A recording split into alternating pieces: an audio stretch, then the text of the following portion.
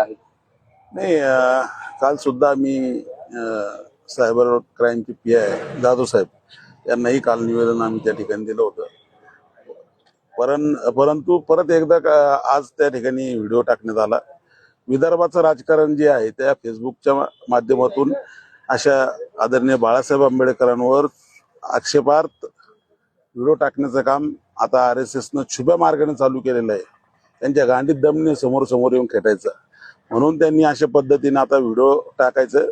त्या संदर्भात आम्ही पोलीस उपायुक्त नवले साहेबांना, क्राईम ब्रँचचे DCP नवले साहेब यांना आज भेटलो आणि आम्ही त्यांना त्या ठिकाणी सगळी परिस्थिती सांगितलेली आहे की अशा पद्धतीची जर व्हिडिओ बाळासाहेब आंबेडकरांच्या बाबतीत येत असेल तर महाराष्ट्रामध्ये शांतता सुव्यवस्थेचा प्रश्न निर्माण होईल.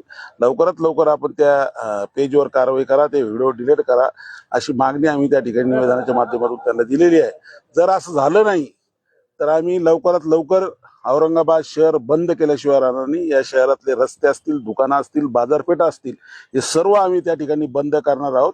आणि ह्या पद्धतीनं RSSनं छुप्या पद्धतीने करा. तुमच्यात जर गांडीत दम असेल तर तुम्ही स्वतःहून समोर येऊन बोलण्याची किंवा हे बोलण्याचे सर्वांनाच अधिकार आहे, टीका करण्याचे अधिकार आहे. पण अशा छुप्या पद्धतीने खालच्या पातळीवर जाऊन टीका जर करत असेल तर मग तो कोणी असो, RSSचा असेल, BJPचा असो, त्या पद्धतीने त्याला तसं उत्तर आम्ही दिल्याशिवाय राहणार नाही. आणि लवकरात लवकर पोलिसांनी जर याच्यावर कारवाई केली नाही तर आम्ही औरंगाबाद शहराला बंद केल्याशिवाय राहणार नाही. जो व्हिडिओ आहे तो भाग 1 आहे, याचा अर्थ भाग 2 येऊ शकतो. नाही, तो भाग 2 आलेला आहे, 2 आलेला आहे भाग. त्याच्यामुळेच आम्ही आज काल PI भेटलो होतो आम्ही सायबर क्राईमच्या.